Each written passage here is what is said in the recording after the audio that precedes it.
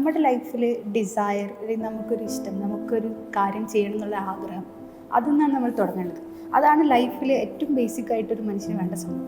അതിൽ നമ്മൾ തുടങ്ങുമ്പോൾ തന്നെ പല ഫീലിങ്സും നമുക്കത് കൾട്ടിവേറ്റ് ചെയ്യാൻ പറ്റും. അത് സംടൈംസ് ഇറ്റ്സ് അബൌട്ട് ഷെയിം, ചിലപ്പോൾ അത് ഹാപ്പിനെസ് ആയിരിക്കാം, ചിലപ്പം ചില ആൾക്കാരുടെ സ്മൈലായിരിക്കാം, ചിലപ്പോൾ നമുക്ക് പവർലെസ്സായി ഫീൽ ചെയ്യുന്നൊരു മൊമെൻ്റ് ആയിരിക്കാം. അത് ഓരോരുത്തർക്കും പല പല സിറ്റുവേഷൻസ് വരുമ്പം ഓക്കെ, എനിക്ക് ഇങ്ങനെ ഒരു സിറ്റുവേഷൻ ഹാൻഡിൽ ചെയ്യണമെങ്കിൽ, എനിക്ക് ഈ ഒരു സിറ്റുവേഷൻ കടന്നു പോകണമെങ്കിൽ, ഇങ്ങനെ ഒരു സംഭവം ഇനി അടുത്ത പ്രാവശ്യം സംഭവിക്കുമ്പോൾ എനിക്ക് എൻ്റേതായിട്ടുള്ള ഒരു സ്റ്റാൻഡ് ഉണ്ടാവണം നമ്മൾ ആഗ്രഹിക്കുന്ന ഒരു മൊമെൻറ്റ്. എല്ലാവരുടെ ലൈഫിലും അങ്ങനെ ഒരു ലൈഫ് ടേണിംഗ് പോയിൻറ്റ്സ് ഉണ്ടാവും. അതിലൊന്ന് നിങ്ങൾ അനുഭവിച്ചിട്ടുണ്ടെങ്കിൽ അതിൽ ചിലപ്പം ഷെയിം, ആൾക്കാർ പറയുന്നുണ്ടാവും, ഓ നിന്നെ കൊണ്ട് പറ്റില്ല, എന്തിന് നീ പഠിക്കുന്നത്, എത്ര കൊല്ലം എന്തിനാണ് റിപ്പീറ്റ് ചെയ്ത്, എന്തിനിപ്പോഴും നീ ഇതിന് നിൽക്കുന്നത്, അങ്ങനെ ചോദിക്കുന്നൊരു മൊമെൻറ്റ്. ചിലപ്പോൾ എന്തിനും നടക്കാത്ത കാര്യങ്ങൾക്ക് വേണ്ടി പിന്നാലെ നടക്കുന്നത്, ഇതൊക്കെ നിർത്തിപ്പോയിക്കൂടെ, വേറെ എന്തെങ്കിലും പണിക്ക് പോയിക്കൂടെ, എല്ലാവരും ഒരേപോലെ ആവണമെന്നില്ല എന്ന് പറയുന്നൊരു മൊമെൻറ്റ്. അല്ലാന്നുണ്ടെങ്കിൽ ചിലപ്പോൾ നമ്മൾ ചെയ്യുന്ന ഒരു നല്ല നല്ല കാര്യങ്ങൾ ചില ആൾക്കാരുടെ സ്മൈലായിരിക്കാം നമ്മൾക്ക് ഇങ്ങനെ ഡിഫറൻസ് കൊണ്ടുവരുന്നത്. നമ്മുടെ ഉമ്മയ്ക്കൊപ്പൊക്കെ വയ്യാണ്ടായി, നമ്മൾ ഹെൽപ്ലെസ് ആയിട്ട് അവരെ മുഖത്ത് നോക്കിയിട്ട് എന്ത് പറ്റി ചോദിച്ചിട്ട് നമ്മൾ നിൽക്കേണ്ട ഒരവസ്ഥ, എന്ത് ചെയ്യണം അറിയാതെ നമ്മൾ സ്റ്റക്കായി നിൽക്കുന്ന ഒരവസ്ഥ, ആ ഒരു സിറ്റുവേഷനിലേക്കും ചിലപ്പോൾ നമ്മുടെ ഡോക്ടറാവുന്നുള്ള ചിന്തയിലേക്ക് നമ്മൾ എത്തിക്കുന്നത്. എങ്ങനെയാണെങ്കിലും അതിപ്പോൾ ഡോക്ടറാവണമെന്നല്ല ഞാൻ പറഞ്ഞത്, എല്ലാവർക്കും പല പല മൊമെൻറ്റ്സ് ഉണ്ടാവും. ആ മൊമെൻറ്റ്സിലൂടെ നമ്മൾ എത്തിപ്പെടുന്ന ഒരു സാധനമാണ് നമ്മുടെ ഡ്രീം. ആ ഡ്രീമിലേക്ക് നമ്മൾ എത്തി തുടങ്ങിക്കഴിഞ്ഞാൽ ആ ഒരു സഡൻ സർജ് ഓഫ് മോട്ടിവേഷൻ, ആ ഇൻറ്റൻസിറ്റി ഓഫ് മോട്ടിവേഷൻ അവിടുന്ന് തുടങ്ങും. അവിടുന്ന് പിന്നെ അവിടെ പിടിച്ചാൽ കിട്ടില്ല. നമ്മുടെ 12 മണി വരെ ഞാൻ കിടന്നുറങ്ങലുണ്ട് പണ്ട്, വെട്ടിയിട്ട പോലെ കിടന്നുറങ്ങുമായിരുന്നു. എന്നിട്ട് പിന്നെ കുറച്ച് കഴിഞ്ഞപ്പോൾ രാവിലെ 3:30 എണീച്ച് പഠിക്കാൻ പറ്റുന്നുണ്ട്. ഞാൻ ഒരിക്കലും വിചാരിച്ചില്ല ഫ്രണ്ട്സ് ഇല്ലാതെ ലൈഫില്ല, ഇൻസ്റ്റഗ്രാമില്ലാതെ ലൈഫില്ല, ഫോട്ടോസ് എടുക്കാതെ പുറത്തിറങ്ങാതെ നടക്കുമെന്ന് വിചാരിക്കാത്ത പല കാര്യങ്ങളും 18 മണിക്കൂർ ഫോക്കസ് ആൻഡ് കൺസിസ്റ്റൻസി വെച്ച് പഠിക്കുന്ന ആൾക്കാരെ ഞാൻ കണ്ടിട്ടുണ്ട്. 500 ക്വസ്റ്റ്യൻ പെർ ഡേ ചെയ്യുന്ന ആൾക്കാരെ ഞാൻ കണ്ടിട്ടുണ്ട്. നമുക്ക് ചെയ്യാൻ പറ്റും വിചാരിക്കുന്നതിനേക്കാൾ കൂടുതൽ നമ്മൾ ചെയ്യാൻ പറ്റില്ല എന്ന് വിചാരിച്ച കാര്യങ്ങൾ ചെയ്യുന്ന ആൾക്കാരെ നമ്മൾ കാണും.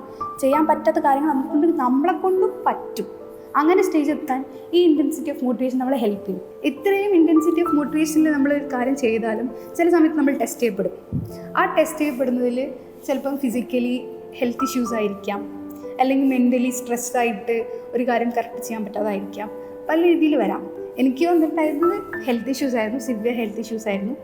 പറയാൻ പറ്റാത്ത രീതിയിൽ എന്തിനെന്നറിയാതെ ഹെൽത്ത് ഇഷ്യൂസ്. ഡോക്ടേഴ്സൊക്കെ നമ്മോട് പറയും, ഇത് ഇതിന് പോയത്, റിപ്പീറ്റ് പോയതുകൊണ്ടാണ് ഇങ്ങനെ സംഭവിച്ചതെന്ന് വന്നിട്ട് പറയുന്ന ഒരു സിറ്റുവേഷൻ എനിക്ക് മാത്രമല്ല, എനിക്ക് പേഴ്സണലി സംഭവിച്ചിട്ടുണ്ട്, എൻ്റെ ഫ്രണ്ട്സിന് സംഭവിച്ചിട്ടുണ്ട്. ഡീമോട്ടിവേറ്റ് ചെയ്യാൻ പല സൈഡിൽ നിന്നും ആൾക്കാർ നമ്മൾ കാണും.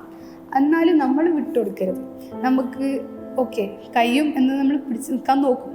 ചില സമയത്ത് നമ്മുടെ പാരൻസ് ആയാലും നമ്മുടെ വീട്ടിൽ നിന്നായാലും ഒരു ക്വസ്റ്റ്യൻ വന്നു തുടങ്ങും, ഇത് വേണോ, ഈ ചോയ്സ് ശരിയാണോ, എന്തിനാണ് ഇതിന് ഇറങ്ങുന്നത്, ഇതാണോ കറക്റ്റ് എന്ന് നമ്മളോട് ക്വസ്റ്റ്യൻ ചോദിച്ചു തുടങ്ങുമ്പോൾ നമ്മൾ നമ്മുടെ സെൽഫ് വർത്ത് ഡൗട്ട് ചെയ്യും.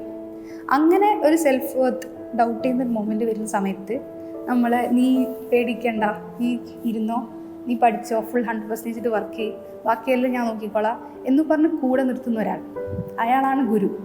That is called a teacher. എനിക്കത് ഡോക്ടർ JP ആയിരുന്നു.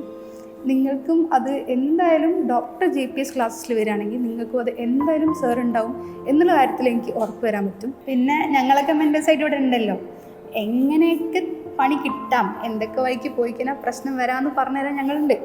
ഞങ്ങളിവിടെ എല്ലാ സപ്പോർട്ടുണ്ട്. ഞങ്ങളിവിടെ ഓരോ കുട്ടിനെയും എടുത്ത് അനലൈസ് ചെയ്ത് ഞങ്ങൾ ChatGPT വെച്ചിട്ട് ഫുൾ ഓരോ കുട്ടീൻ്റെ ഓരോ അനാലിസിസ് ട്രെൻഡും ഉണ്ടാക്കി ഞങ്ങൾ ഓരോരുത്തർക്ക് പുതിയ പുതിയ സ്ട്രാറ്റജി, ഓരോരുത്തരെ പ്രോബ്ലം സോൾവിങ്, ചില ആൾക്കാർക്ക് പ്രോബ്ലം സോൾവിങ് ആയിരിക്കും പ്രശ്നം, ചില ആൾക്കാർക്ക് ഗ്രാഫിൻ്റെ ക്വസ്റ്റൻ ആയിരിക്കും പ്രശ്നം. അങ്ങനെ ഞങ്ങൾ അത്രയും പ്രിസൈസായിട്ട് ചെയ്തു കൊടുക്കും. Individual attention is the first thing and the best thing. അത് ഇവിടെ ഞങ്ങൾക്ക് പ്രോമിസ് ചെയ്യാൻ പറ്റുന്നൊരു കാര്യമാണ്.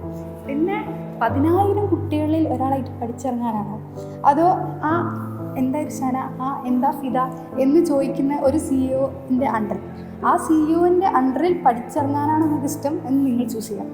Thank you.